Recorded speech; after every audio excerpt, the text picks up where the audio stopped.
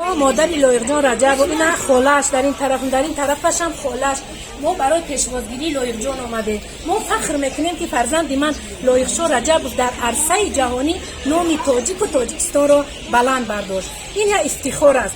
ممکن که چنان یک شاعر گفته است فتح و کشایی شارد دستی دعای مادر. ممکن دعای مادر بود که لایق جان رجب و عرصه جهانی نام تاجیک و تاجیکستان را بلند برداشت.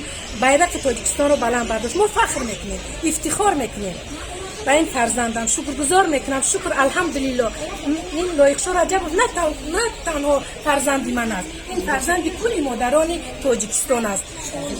امروز همه اینا مخلصا، همه خش و تبارا خاله هاش همش برای پیشواز لایق جان رجب اومدن. خوش آمدین.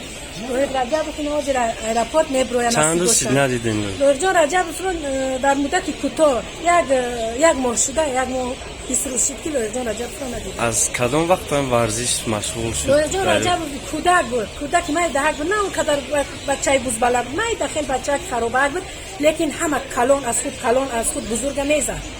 خوبه یک چی گویم خداداد داشت. الحمدلله که امروز جهان میشناسد لایق رجب. جهان رحمت میگه مرا. باور که نمی غلبه کرده بود. تلفن بالای تلفن اسمکو پیامکو بسیار میآید که مادر به رحمت به فرزند تربیت کردگی. باور که من فخر میکنم، افتخار میکنم. شاعرها، نویسنده ها، ژورنالیست ها همه تبریک کرد. درست آفرین. در همین یو اف سی بسیار تلاش داشت. چطور میدونی بسیار خوشم میخواست که تلاش داشت. الحمدلله با آرزو و هوساش رسید. اینا در یو اف سی در مدت کوتاه زد. نو ریبکوای خیدمورد زد، مغلوب کرد. الحمدلله دست بالا شد. من بایای وای تماشا نمیکنم برای که میترسم. هر باره که مشت وای زنه فکر میکنم مشتو مرا زدن. برای من تماشا نمیکنم.